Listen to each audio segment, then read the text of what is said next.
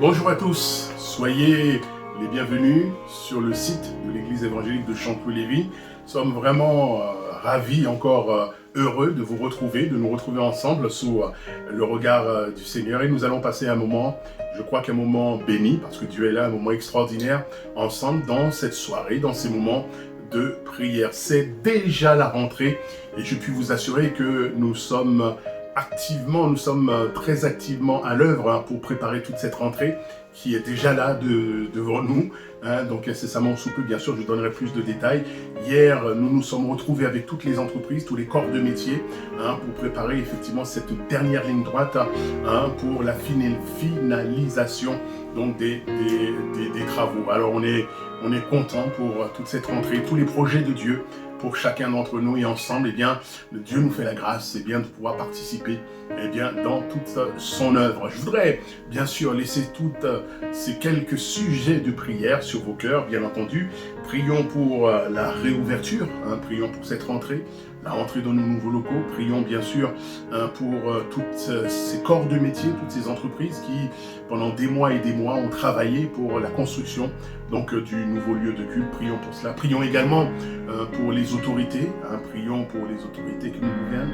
Prions pour la ville, notre belle ville de Chanteloup-Lévis. Donc prions aussi pour les autorités de cette ville. Que Dieu les bénisse, que Dieu les encourage, que Dieu les aide, que Dieu les fortifie, parce que nous savons que la tâche n'est pas facile, mais avec l'aide de Dieu, alors effectivement, les choses peuvent s'améliorer. Prions également pour le mariage de notre frère Jonas. Vous savez que notre frère Jonas se marie ce samedi, le samedi 5 septembre, donc samedi là qui arrive, donc à Villejuif. Donc là aussi, comme vous savez, dans le contexte actuel, nous avons fait le choix de privilégier la famille. Donc c'est prioritairement la famille qui se retrouve là, et on a vu avec notre frère ultérieurement, bien sûr, nous aurons ensemble la joie de nous réjouir ensemble avec lui. Nous nous réjouissons déjà, mais on aura le temps, bien sûr, de marquer ensemble le coup. Que Dieu bénisse cette journée du samedi, que Dieu bénisse ce couple, que Dieu bénisse toute cette famille, que Dieu conduise toutes choses et que sa gloire puisse se manifester. Nous prierons aussi pour le prochain service de baptême. Vous savez que nous allons avoir un service de baptême, et moi je me réjouis pour les jeunes, et également les moins jeunes qui veulent s'engager avec le Seigneur, et il n'y a pas plus grande joie dans nos cœurs de voir des vies se tourner vers Jésus-Christ, accepter Jésus. Alors c'est une grande victoire. Alors nous voulons prier pour eux, prier pour les candidats, prier pour les candidates au baptême, que le Seigneur puisse vraiment les garder et les conduire.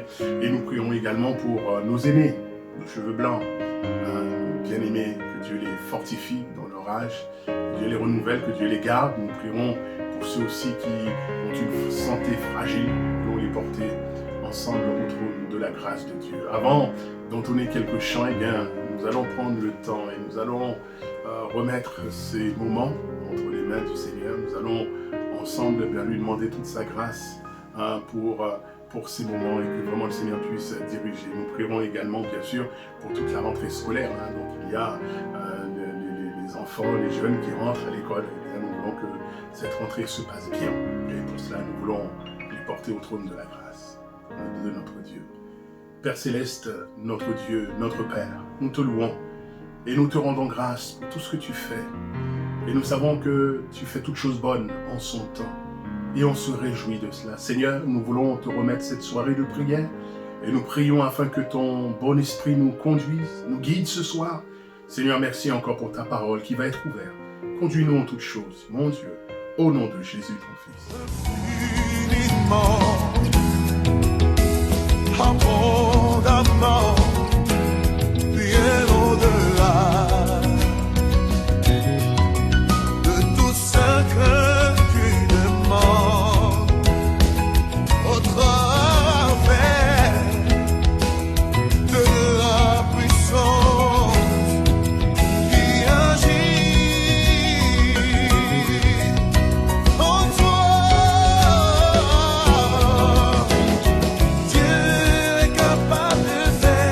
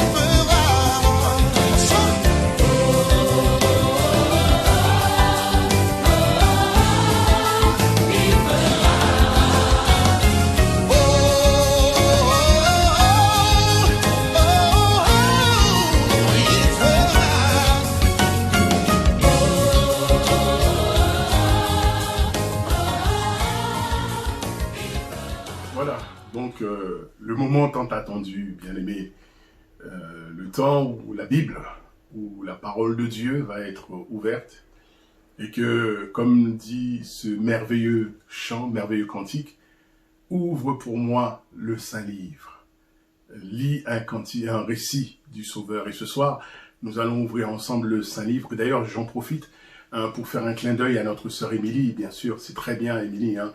C'est bien justement de suivre donc ce qui est écrit dans la parole de Dieu. Je m'étais un petit peu emmêlé dans les versets dimanche dernier, donc en citant le psaume 23 et j'ai mélangé avec le psaume 53. Donc il s'agissait bien du psaume 23, l'Éternel est mon berger.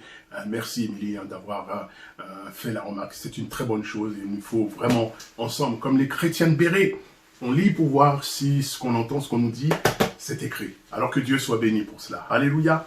Voilà, nous allons continuer. Mercredi dernier, nous nous sommes arrêtés sur le livre des juges et nous allons reprendre, hein, puisqu'il y a tellement de choses à dire. Alors, on va ouvrir la parole de Dieu ensemble. J'espère que vous avez votre Bible. Hein. Émilie, je sais que tu as ta Bible. C'est très bien. Hein, les bien-aimés frères et sœurs, vous qui nous écoutez, ayez votre Bible. Ayez ce réflexe. Et nous allons lire ensemble dans le livre des juges, au chapitre 8 et au verset 4. Juges, chapitre 8, verset 4. Je lis donc avec vous, puisque vous lisez aussi, pendant que je lis, ensemble et aussi pour vous. Donc, Juges, chapitre 8, verset 4. Il est écrit, « Gédéon arriva au Jourdain, et il le passa, lui et les 300 hommes qui étaient avec lui, fatigués, mais poursuivant toujours. » Merci Seigneur pour ta parole. Parle-nous encore ce soir. Et donne-nous de comprendre ta pensée, mon Dieu. Au nom de Jésus. Amen. Gédéon arriva au Jourdain, et il le passa lui et ses 300 hommes qui étaient avec lui, fatigués, mais poursuivant toujours. C'est sur cette parole que nous nous étions arrêtés mercredi dernier.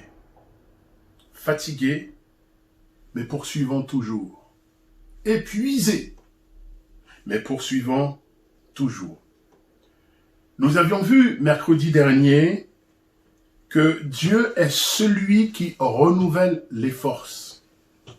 Dieu renouvelle les forces de celles qui sont fatiguées.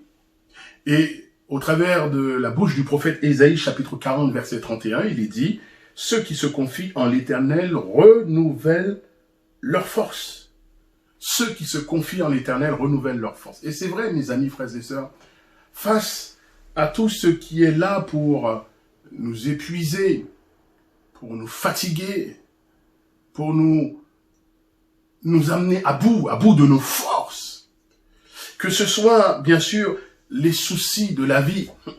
Qui n'a pas de soucis? Qui n'a pas de tracas? Que ce soit les soucis de la vie, les problèmes, peut-être, les difficultés, que ce soit la maladie, que ce soit les inquiétudes de tout genre. Il y a tellement de sujets d'inquiétude de nos jours. Et peut-être ce soir, en est-il de ceux, de celles qui m'écoutent, qui ont des inquiétudes dans leur cœur. Et ça, c'est fatigant. Et ça, c'est épuisant. Et face à tout cela, Dieu nous fait la promesse qu'il est capable de renouveler nos forces. Alléluia. Dieu est capable de renouveler, mes amis, frères et sœurs, de renouveler nos forces. Et il nous dit même, la Bible va plus loin, il nous dit même que pendant la marche, nos forces, au lieu de diminuer, nos forces vont aller en augmentant. Dieu est capable, eh bien, d'augmenter nos forces au lieu que nos forces ne diminuent. Nous lisons ça dans le psaume 84, versets 6 à 8. Nous en avons parlé mercredi dernier. Et ce soir encore, mes amis, je puis vous témoigner personnellement, je puis vous témoigner que réellement, oui, réellement, Dieu est vraiment celui qui renouvelle les forces. Et je ne puis compter le nombre de fois où j'ai fait l'expérience de ce Dieu qui réellement est capable de renouveler nos forces. Je prends par exemple ce projet de construction que nous avons eu ensemble avec les frères et sœurs de Chanteloup. Projet extraordinaire. Mais dès la pose de la première pierre,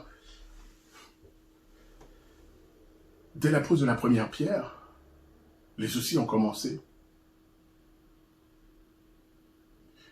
Pendant un certain temps, l'entreprise principale avec laquelle nous avions passé un contrat nous a abandonnés en plein milieu du chantier. Ils ont fait un abandon de chantier. Et le temps a passé où les travaux n'avançaient pas.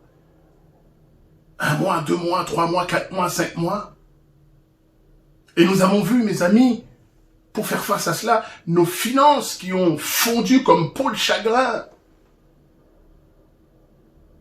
Et non seulement ça, nous avons vu aussi, eh bien, parfois, le travail qui était à refaire parce que c'était mal fait. Sans compter aussi, frères et sœurs, toutes les attaques spirituelles qui avaient pour but que l'œuvre s'arrête, que les travaux s'arrêtent. Je ne vous dis pas les nuits blanches. Je ne vous dis pas les nuits passées au pied du Seigneur pour lui dire, Seigneur, qu'est-ce qui se passe? Nous ne comprenons pas. Mais gloire à Dieu, parce que dans toutes ces choses, Dieu a su renouveler nos forces. Dieu a su renouveler mes forces. Dieu a su renouveler les forces des chrétiens de Chanteloup. Dieu a su ensemble renouveler nos forces et nous a fait comprendre que dans toutes ces choses, que nous étions plus que vainqueurs. Dans toutes ces choses. Vainqueurs, plus que vainqueurs, par Jésus qui nous aime et qui nous aimera toujours. Fatigués, mais poursuivant toujours. Et ce soir, par expérience, je puis réellement vous dire, oui, c'est vrai, mon frère, ma sœur, quel que soit ton niveau d'épuisement ou de fatigue, attends-toi à Dieu, attends-toi au Seigneur, confie-toi en lui, parce que vraiment Dieu renouvelle les forces. Quel était donc le secret de Gédéon? J'en ai soulevé 4. Ce soir, on n'aura pas le temps de tous les voir. On en verra 2 et dimanche prochain, Dieu voulant, eh bien, on continuera. On verra les 2 suivantes. Les secrets de Gédéon. Tout d'abord, j'ai noté le premier secret de Gédéon, c'était la présence de Dieu. Dieu lui a fait la promesse en lui disant, mais je serai avec toi. Je serai avec toi. Et c'est bien sûr, on en a parlé ça mercredi dernier, nous avons la même promesse en Jésus-Christ, où Jésus a dit, je suis avec vous tous les jours jusqu'à la fin du monde. Dieu était avec lui, Dieu était à ses côtés, et parce que lui-même marchait dans les plans de Dieu, il marchait dans la volonté de Dieu. Et j'aimerais vous dire ce soir, mes amis, frères et sœurs, que la présence de Dieu dans notre vie, la présence de Dieu dans notre maison, la présence de Dieu dans notre foyer, la présence de Dieu dans notre couple, eh bien la présence de Dieu fait toute la différence. Oh oui!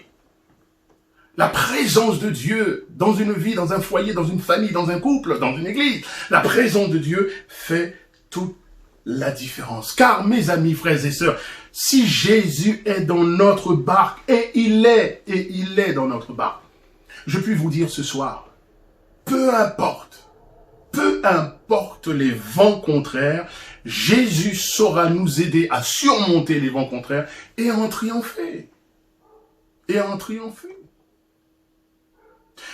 Vous vous souvenez certainement de ce récit de Jésus avec les disciples en plein orage dans la barque, dans Marc chapitre 4 versets 35 à 41.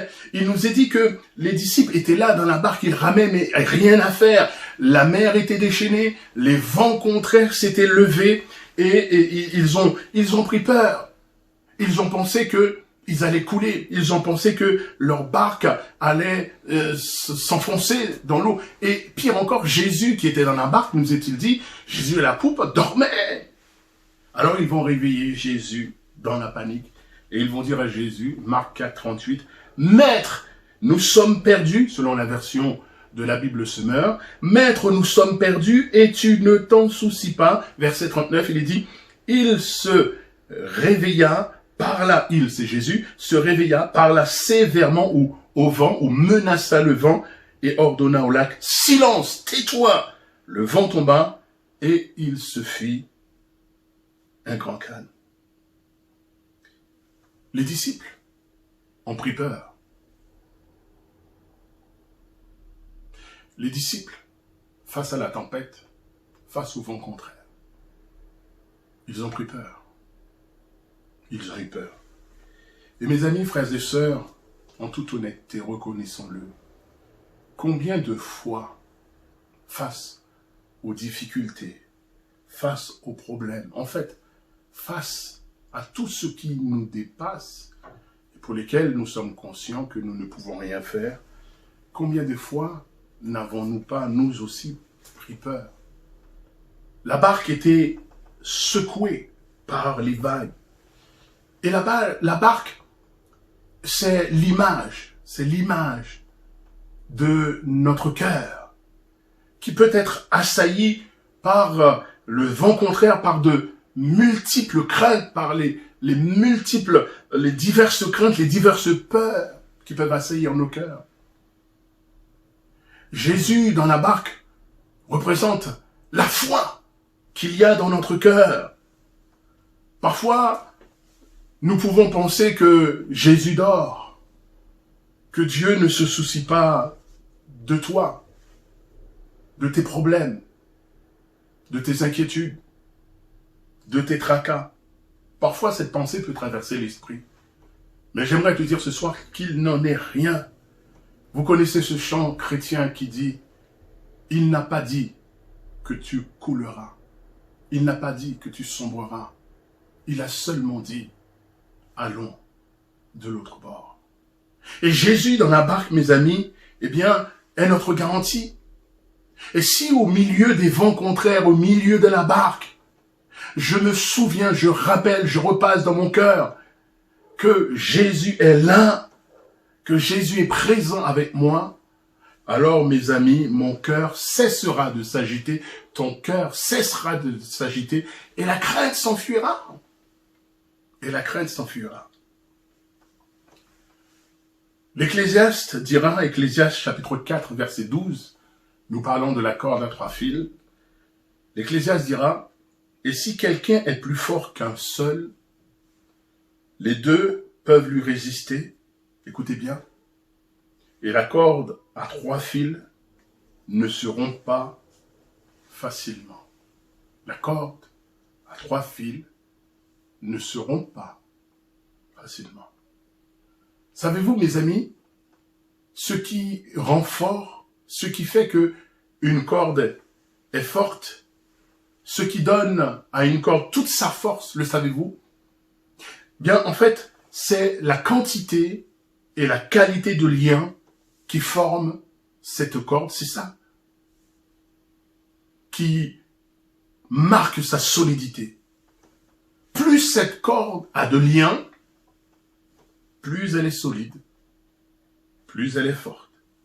Et d'ailleurs, la définition même de la corde, c'est un assemblage de liens tressés ensemble. Un assemblage de liens tressés ensemble. Tout autant que ces liens sont unis ensemble, la corde est solide. Tout autant que ces liens sont ensemble, eh bien, ils sont forts. Mais si une brindille vient à se briser, alors la corde va se fragiliser et au fur et à mesure, elle peut finir par casser. Spirituellement parlant, la corde à 3 fils dont l'Ecclésiaste nous parle, eh bien, représente pour nous Jésus. Jésus présent par le Saint-Esprit, Jésus qui, par le Saint-Esprit, se tient au milieu entre l'homme et la femme, dans le couple, dans le foyer. Jésus, par le Saint-Esprit, qui est au centre entre l'homme et la femme, entre le mari et l'épouse, au sein du couple, afin de le rendre solide, de le rendre fort. Vous savez, mes amis, l'homme et la femme qui unissent leur vie par le lien du mariage reste quand même un lien fragile, un lien faible. Pourquoi? Parce que c'est un lien humain. C'est un lien humain.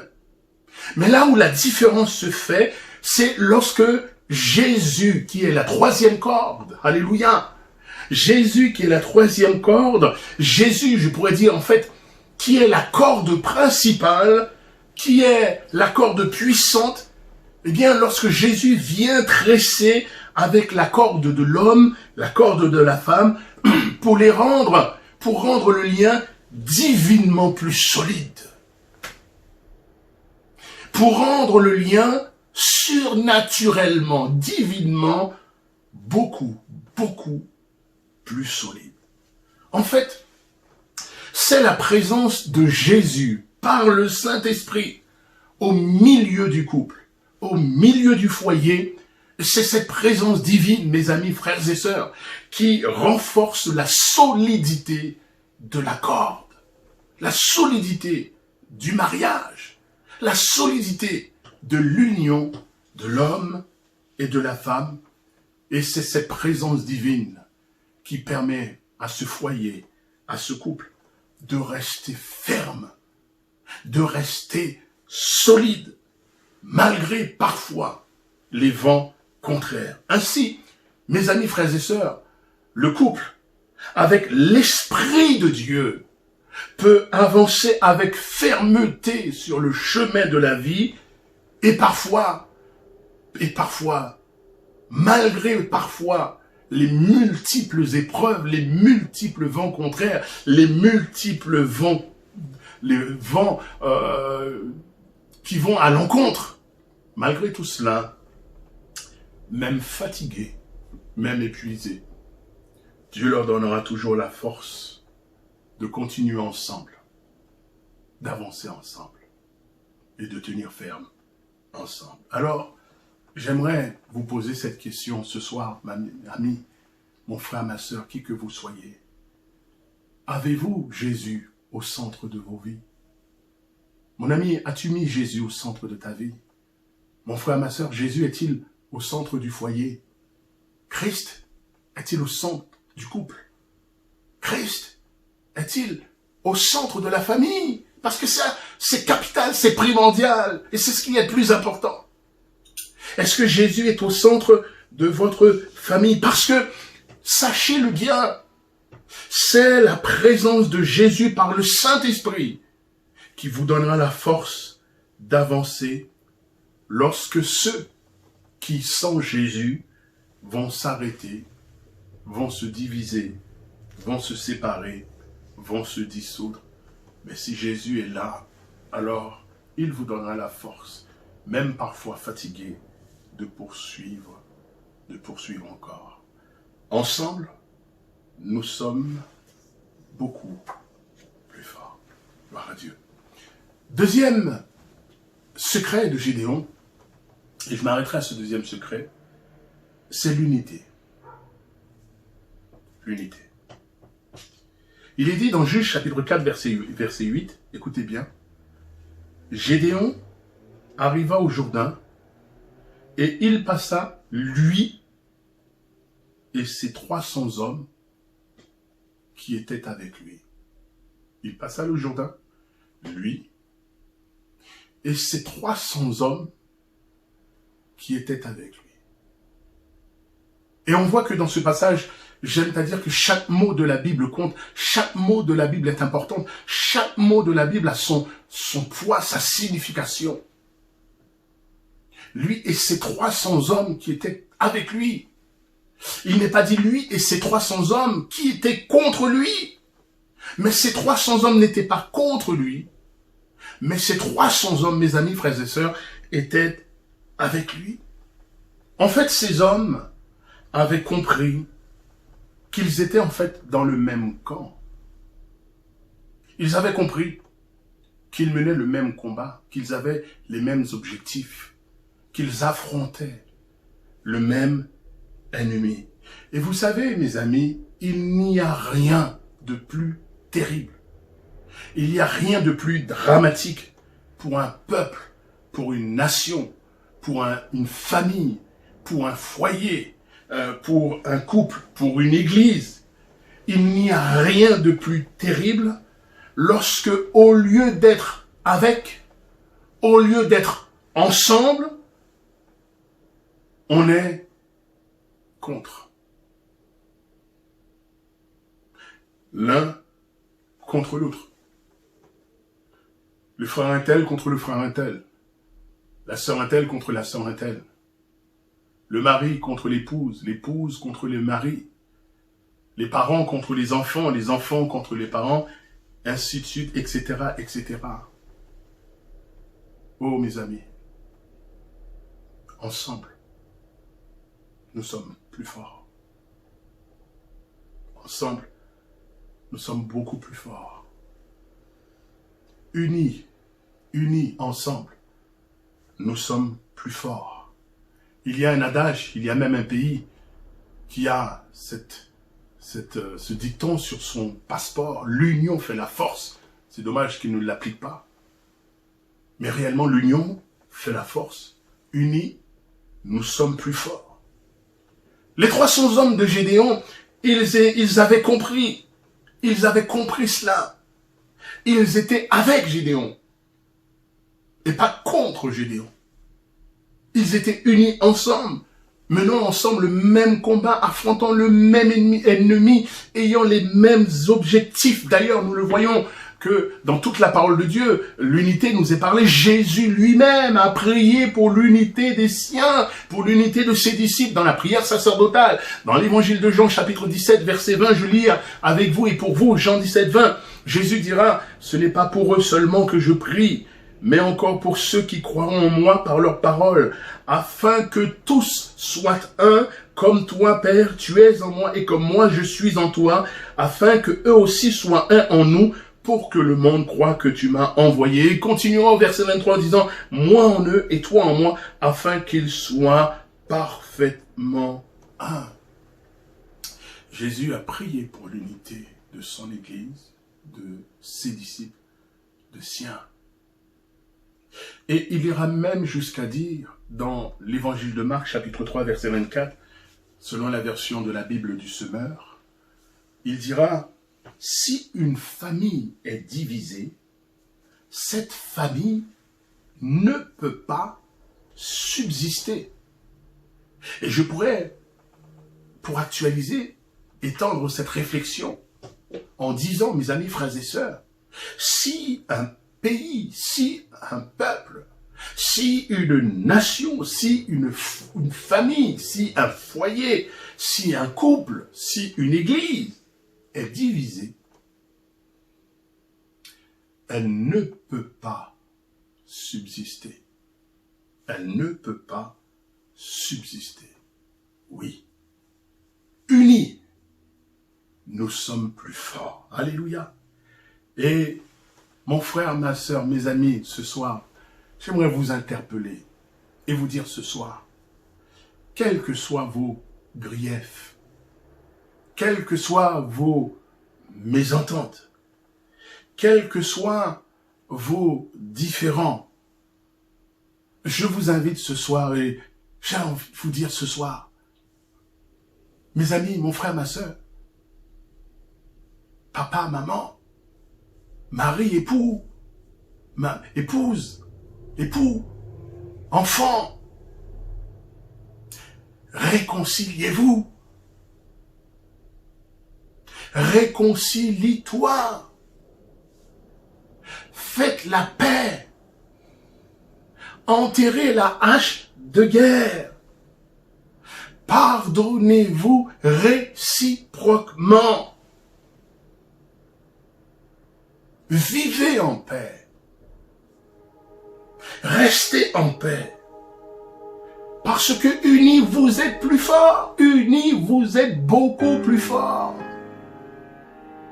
Unis, nous sommes beaucoup plus forts. Et la Bible nous dit, dans l'Épître aux Éphésiens, c'est l'apôtre Paul qui dit cela, que nous n'avons pas à lutter contre la chair et le sang, mais nous avons à lutter contre les forces du mal, contre le quartier général du mal, contre un ennemi spirituel. Unis ensemble, nous sommes plus forts. Les 300 hommes qui étaient avec Gédéon ont compris cela. Ils étaient avec et non pas contre. Unis comme un seul homme. Et moi, je bénis Dieu de ce que dans ce projet de construction, l'unité a toujours régné au sein de l'Église. Et que dans chaque difficulté que nous avons rencontrée ensemble, toute l'Église, alléluia, toute l'Église comme un seul homme s'est levée. Et c'est aussi pour cela que nous avons pu voir la gloire de Dieu. Que avec l'aide du Seigneur, nous arrivons enfin à la fin des travaux. Oh, que Dieu nous aide, frères et sœurs, à préserver l'unité, à chérir l'unité. Ce qui nous unit est beaucoup plus fort que ce qui pourrait nous séparer, nous diviser. Unis, bien sûr, nous sommes plus forts. Et si nous avons compris cela, alors nous avons compris une grande vérité de Dieu. Unis ensemble, nous sommes plus forts. Que Dieu nous aide. Que Dieu nous aide à marcher dans l'unité, à demeurer ensemble. De grands défis vont se lever devant nous. Je ne doute pas que de grands combats aussi se dresseront devant nous. Mais si nous marchons ensemble dans l'unité, nous surmonterons ces difficultés comme nous l'avons toujours fait. Je voudrais vous encourager ce soir, dans les familles, dans les foyers, entre frères et sœurs, dans les familles. Cherchez l'unité, cherchez la paix, vivez en paix. Que la paix de Christ soit votre partage et que cette paix soit le centre. Que Christ soit le centre. Si Jésus est là, et il l'est dans la vie, dans la famille, dans le foyer, quelles que soient les difficultés qui se dresseront, il nous donnera la force de continuer, la force d'aller de l'avant. Que Dieu vous bénisse. Il y a encore un troisième point, nous aurons le temps de le voir dimanche. Il y a encore un quatrième point. Alors soyez présents, si vous voulez connaître la suite. Je vous donne rendez-vous dimanche prochain, Dieu voulant. Et nous continuerons à voir les 2 autres points qui constituent le secret de Gédéon. Que Dieu te bénisse, mon frère. Que Dieu te bénisse, ma sœur. Si tu as un différend, si tu as une mésentente, recherche la paix. Réconcilie-toi. Que Dieu te bénisse. Amen. Nous allons courber nos fronts. Et nous allons prier ensemble.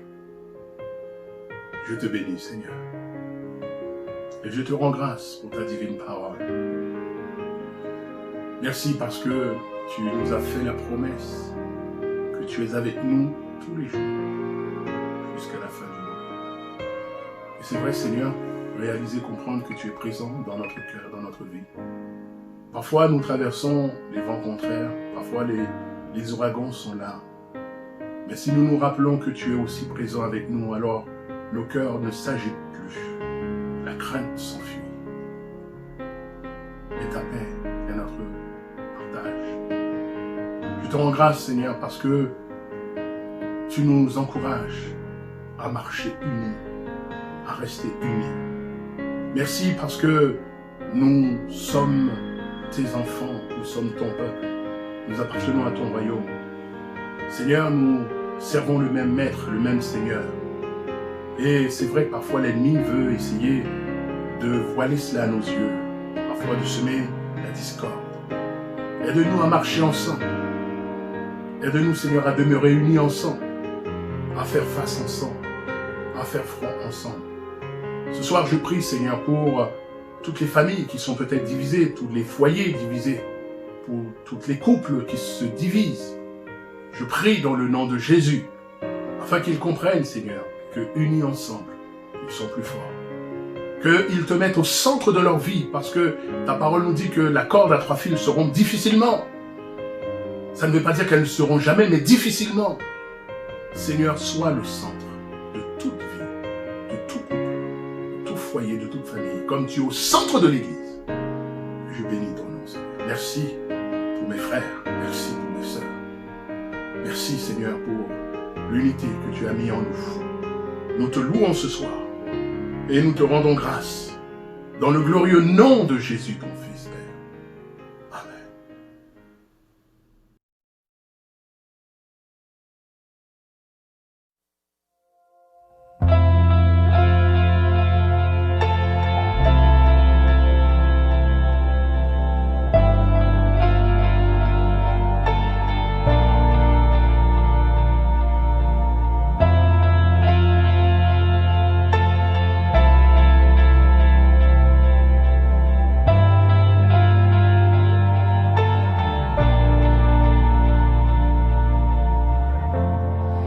Les étoiles ont pleuré, le soleil s'est voilé, car le sauveur du monde était tombé. Son corps sur une croix, son sang versé pour moi, sur ses épaules le poids de nos péchés.